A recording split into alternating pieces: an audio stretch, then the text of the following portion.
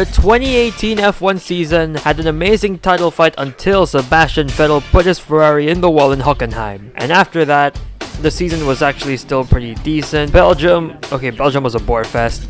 Monza was alright. We're looking back at these Mercedes years and I'm just realizing they actually weren't that bad. They're actually quite enjoyable. I actually thought that at the time as well, but I didn't have a YouTube channel to express my opinions. This was also the last time I saw Formula 1 cars live before the new generation of F1 cars. I really miss this era. Can we have it back? Please, Liberty Media? But today we're not gonna talk about the real life F1 season. I'll probably save that for my other YouTube channel. Today we're gonna be talking about the F1 2018 game and how it is one of the most underrated F1 games of all time. So let's get into the video. So here we are in the menu of F1 2018 with Sebastian Vettel, Lewis Hamilton, and Max Verstappen. Back when the general opinion on Max Verstappen was that he was a glorified Pastor Maldonado. And just like the last video, we're gonna hop onto time trial first and then go for a race. So there's obviously modern and classic cars. I don't think I'm gonna look through any classics in this video. I'm just gonna go all the modern cars. Here's the Mercedes W09, and it is, in my opinion, the best looking Mercedes livery and my personal favorite V6 F1 car of all time. Sure, the W11 is a masterpiece, but aero complexity, I'm biased for that type of stuff. I'm gonna be completely honest, I was not a fan of Hamilton in this time. As you know, I am a Ferrari fan, but I have never really liked Verstappen, so in 2021, I supported Lewis too much to the point where I am now half Hamilton fan, half Ferrari fan. And if you watch the F1 2010 video, I like Alonso and Kimi as well. I know, I am very weird. Here we are with the SF71H, and such a shame that Ferrari did not win a single title with the SF71H and the SF70. Come on, those were two really beautiful cars. It's such a shame that they weren't able to win. A mix of both Sebastian Vettel and Ferrari's fault. Maybe I'll make a completely different video on that. But this car is still beautiful. It had Kimi Raikkonen's last ever win in Formula 1. So this is quite special to me. Here we are with the last ever Renault-powered Red Bull car. You know how we made fun of Mercedes for finishing behind a customer team in 2023 for like the first few races? Yeah, this was the original. Next, we have the Force India VJM I Forgot, and they became Racing Point after the Belgian Grand Prix. Next, we have the Williams, and this was the beginning of their downfall. Williams were so up and down in the 2010s. Because in 2010, they were alright. 2011, they were garbage. 2012, they were alright. They even won a race in 2012. 2013, they were garbage. 2014 to 2016, they were alright. They were a regular podium finisher. They even had a pole position in the 2014 Austrian Grand Prix, and then 2017 they were a bit at least they got a podium with Lance Stroll. 2018 they were a backmarker team. 2018 at least Sergei Sirotkin was able to score points, but that was because of a disqualification of the Haas cars in Monza. Next, the Renault RS18, Nico Hülkenberg, arguably his best season. Next, the Red Bull Toro Rosso Honda. This was when a lot of people were realizing that maybe Honda wasn't the problem, maybe McLaren's cars were the problem, because Gasly had a pretty decent season and he even finished P5 in the Bahrain Grand Prix. And then the following season, that just showed that even more. Next, we have Haas. This was definitely their best season in Formula 1. Some may argue 2022, but Kevin Magnussen scored 56 points. But Grosjean was a lost cause, holy cow. Next, we have the McLaren, I believe the MCL 33, Fernando Alonso's last season before his 2-year hiatus from Formula 1. Occasionally, this car was great. Alonso didn't even have a terrible season, he had 50 points. Van Dorn, on the other hand, we won't talk about Van Dorn. Next, we have the Alfa Romeo Sauber. Marcus Ericsson got showed by Charles Leclerc, 39-9. Pascal Wehrlein was robbed of the seat because Ericsson has money. Which car do I want to use? It's going to be the Renault, because the Renault engine sounded amazing. Although Mercedes did have the best sounding engine, but Renault had the best sounding, like you could hear the V6 turbo. As for the track, however, I'm guessing I will use... Okay, so Paul Ricard returned to the F1 calendar this year. I think the first time since mid-90s, I forgot. I apologize in advance for using cockpit cam because in this game I just feel quicker with cockpit cam. So, we talked about the handling. in the F1 2019 video, we're also going to talk about the handling now.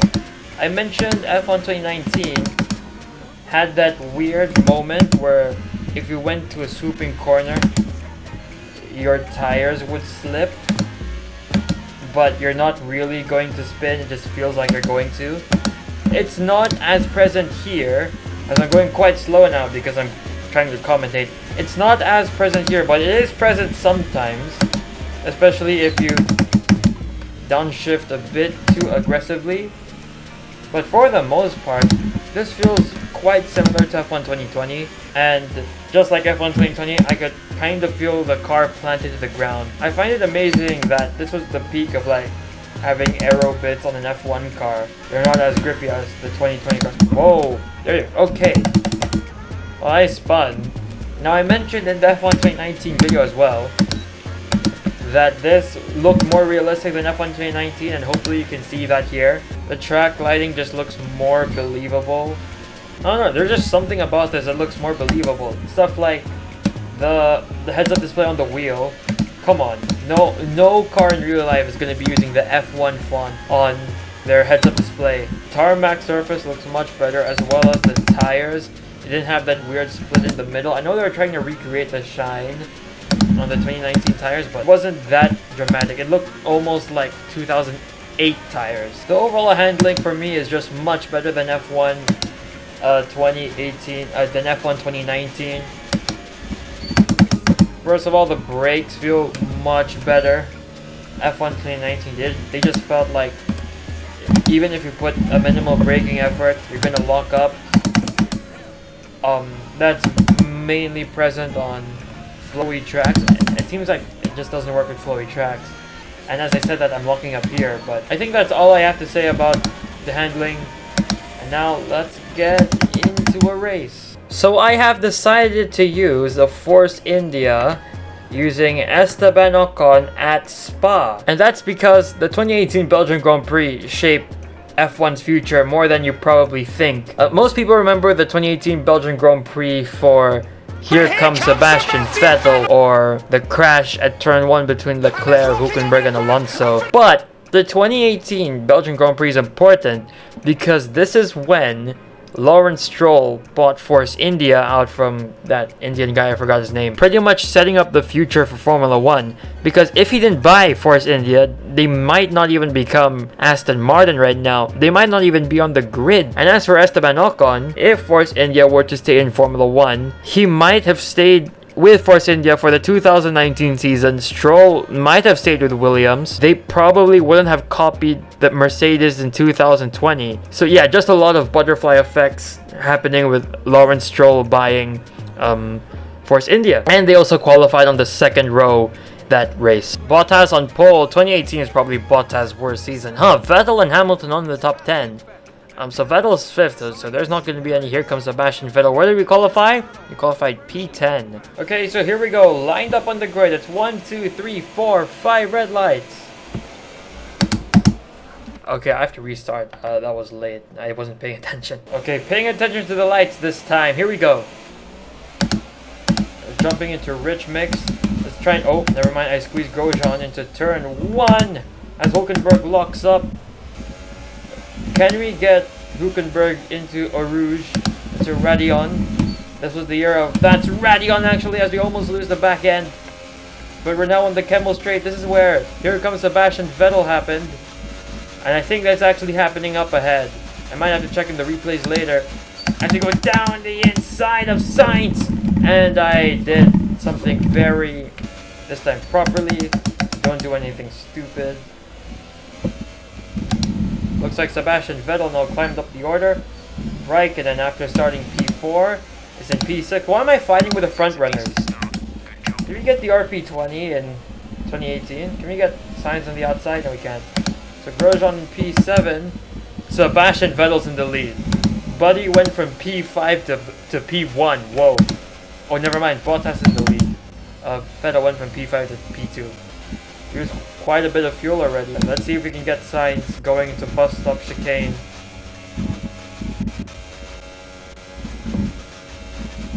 Down the inside. Aggressive move, but we get it. Will it be clean though? Oh, we make a bit of contact, but that should be alright. You have to lift for Rouge and Radion here, which is interesting. No DRS just yet. Can we get Grosjean turning up into rich mix? We're in overtake mode in the ERS as well. It's an auto ERS as I cut the corner, and you're gonna have to let him by. I should probably pay attention and not commentate, but whatever. I apologize for the mic rumbling. My mic placement is very horrible. I'm not gonna show it now, I'll show it in another video, but just know it's very horrible. Going into Pouon, this is not flat out. And I've completely separated us from the leaders. Oh, trying to have a battle here. You wouldn't normally see that. Oh, I've completely used the ERS up in this lap. Whoa, what was Hulkenberg doing there, man? What was Blood doing? So he tried to go for it, and I kind of squeezed him. Oh, did I break my end plate, or was that his end plate?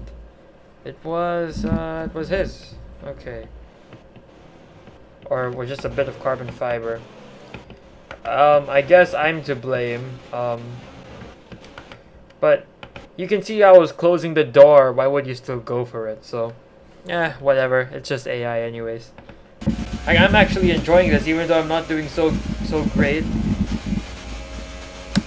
This feels more enjoyable than F1 23. In fact, I think it's almost the same level as F1 2020, as Grosjean is just a sitting duck on the straight. No.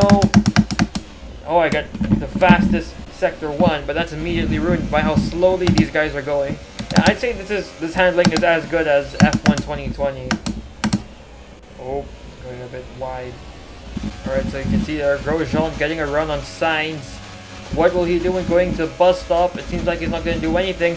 He's going to try the outside. I'm going to back up. There's not enough room for the three of us.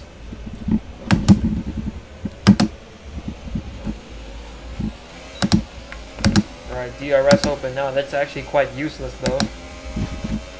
Okay, look for one into turn 1. There's nothing there. So it's Sainz's turn to be a sitting duck in the Camel Straight, because he has no assistance, no DRS, no nothing. Unless he has a lot of fuel left, I mean a lot of ERS. He cannot do anything. Actually, I'm getting a good run here. There we go, we're now up in the P7. Nice, alright, now I just have to maintain this. And I said another purple or no? Well, why is it a positive delta and they're saying it's purple? I don't get it. Theoretically, what if I catch up to Ricciardo?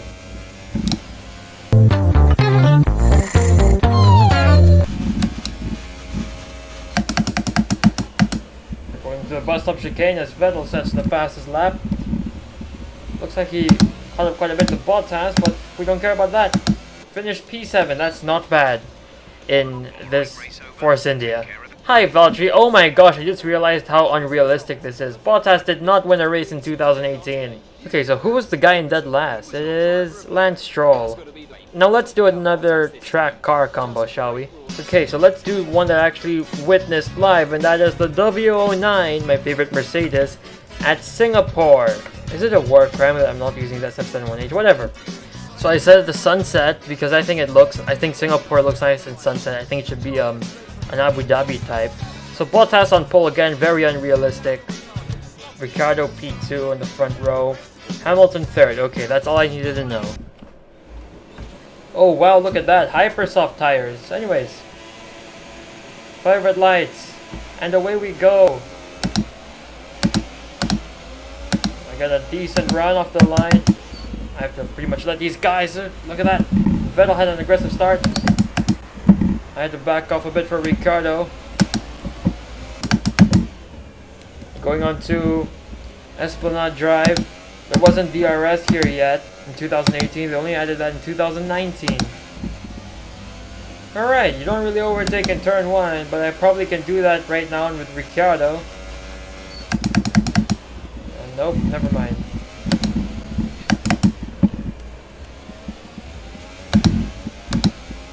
Alright, now going up into Rich Mix. I miss when you can do that.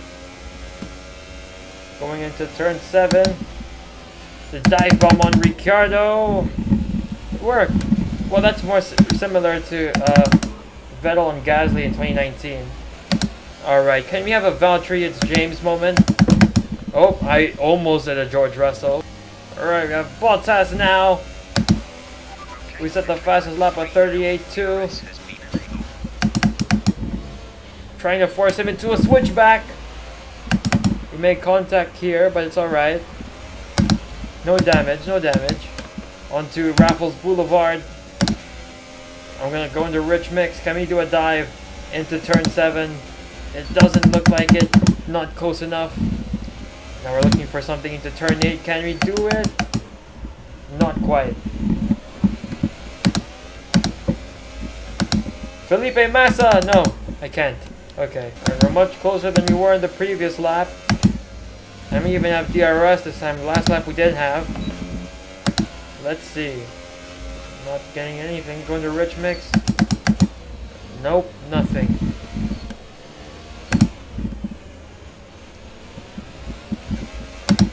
Raffles Boulevard now. Going past under Marina Square. Really? Still nothing, huh? Turn 8. I'm losing more time. Oh, damn it. Alright, now second chance on Raffles Boulevard. I'll brake earlier so it's easier to follow into turn 8. Nope, still can't find anything. Oh, did another George Russell there.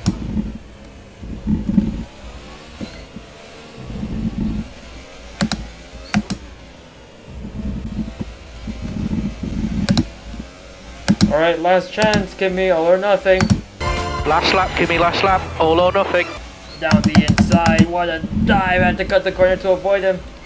Legal. Oh, damn it. There we go. Easy. And now just push to the end. Bottas shouldn't be winning a race in the 2018 car anyways.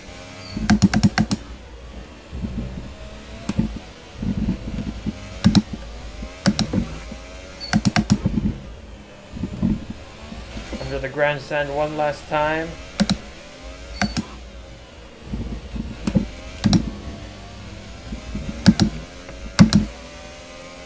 '22 and 23, and it's a win. Fantastic drive, just fantastic. So that's P1. We win. Your lips are not even touching the trophy, but we win the Singapore Grand Prix. And now on to the recap. So what do I think of F1 2018 in 2024? It's still a really good game in my opinion. For the driving experience, career mode is a bit bland because there's no transfers, but you could always mod the game. Just find a mod online or learn the face swap yourself. There's a modding tutorial on that somewhere on YouTube. The driving experience is amazing, I will say that. The controller, not really. If you're a controller player, F1 2019's driving experience is way better than F1 2018. But if you're on the wheel, yeah, F1 2018 is still worth it for the driving experience. So that's it for this video. Thanks for watching, and see you for the next one. Goodbye. And please subscribe. Only like 1.6% of my audience is subscribed. How does that work?